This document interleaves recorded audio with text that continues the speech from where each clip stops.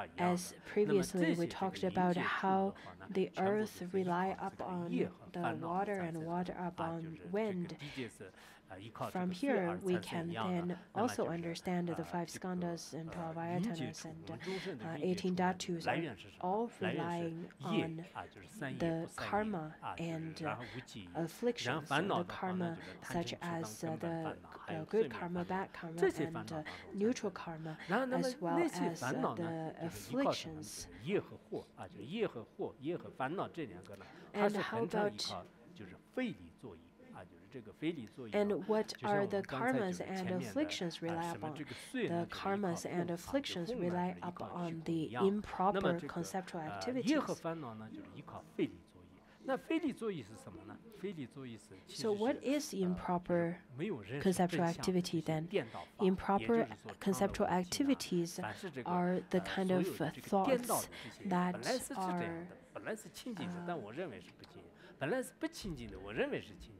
the wrong concepts, such as the truth of impermanence. You take the truth of impermanence as permanent. You take the suffering as joy, and so on. All of those are the wrong views, or the kind of perverted views. And how about this kind of improper conceptual activity? Where does this rely upon? It relies upon this clear and pure mind, this luminous nature of mind. The noble ones, they do not rely on any of the defilement, yet they rely on the luminous nature of mind. But how about the mundane beings? The mundane beings that's full of afflictions and so on, they rely on such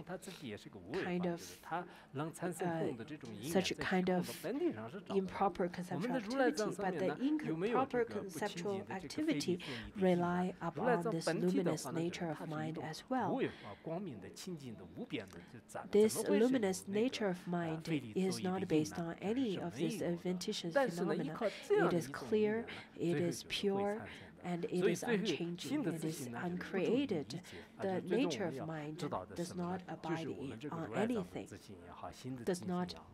it is not based upon anything. This kind of luminous nature of mind is not based upon any of the previous adventitious phenomena, such as karma, such as affliction, such as improper conceptual activity.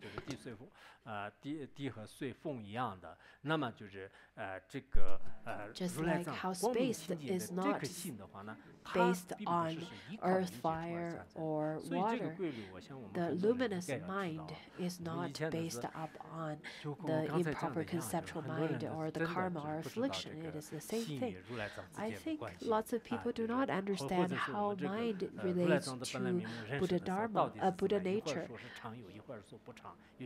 And when you ask about them, to explain further about Buddha nature, then sometimes they would say that, well, Buddha nature is permanent. Sometimes they say it's impermanent. They would feel that they are very cloudy, very drowsy in terms of answering such a question. They feel that mind, Buddha nature, Tadakatagarbha, and the nature of mind, all of these kind of terms really makes them feel more and more confused. So by studying this text, you'll be able to have an understanding of what Buddha nature is. You'll be able to see that our mind itself is a luminous nature and is of luminous nature, and it is uncreated, it is not conditioned. So using the metaphor of space and water and earth and fire, I think it is really the best. In our 21st century, we can still explain the law of cosmology with this stanza. after 2000 years of this teaching. The cause and condition is not the causal condition of causes and fruition. It doesn't mean that you have a cause and then you have a fruition. That's not how it is explained. In fact, what it means is that in a dream, when you see something arise, the phenomena that appears, in fact, is still dreamlike, and it is still a dream, and it's illusion-like. 在下面呢就是讲一下，所以这个法呢就是我希望，因为我的这个时间有限吧，对吧？就是with my limited time in the class, I'll just give you this much of teaching, but for those of you with sharp faculty and who are diligent, then you should be able to understand that the external phenomena and my inner phenomena are just like that. The teaching that's given by 2,500 years ago, the Noble One had already understood the cosmology and the truth. When the majority of mundane beings are still very much confused, they have no idea about how this world works. So through the external phenomena, you can understand your inner phenomena as well. From the external world, you can then see how it corresponds to your inner world. And then the next one, the skandhas, entrances, and elements are to be known as resembling earth, karma, and the mental poisons of being should be envisaged as the water element. Improper conceptual activity is viewed as being similar to the element of wind. Mind's nature as the element of space has no ground and no place to abide. Just as how the wheel of earth is a result of water, wheel of water, and all the 5 skandhas, 12 ayatanas, and 18 dhatus are created or which attract suffering, and they are based on the karma and afflictions. And just like water creates such earth, all the karma and afflictions create skandhas, ayatanas, and dhatus. And just like how the wind, the wheel of wind, is the cause or is the basis of a water wheel, then all the improper conceptual activity is then caused by the karma and afflictions. Just as how the space is the basis of all but does not rely upon anything, the mind or the luminous nature of Buddha nature is not dependent on anything, although it holds out and it supports everything. People may feel that, well, if this Buddha nature is not relying on anything, is it going to fall off from the space? It cannot be. It is not like that at all. Buddha nature is not lonely at all. Buddha nature has a way of keeping a different lifestyle. You should not worry about the Buddha nature, rather you should worry about yourself.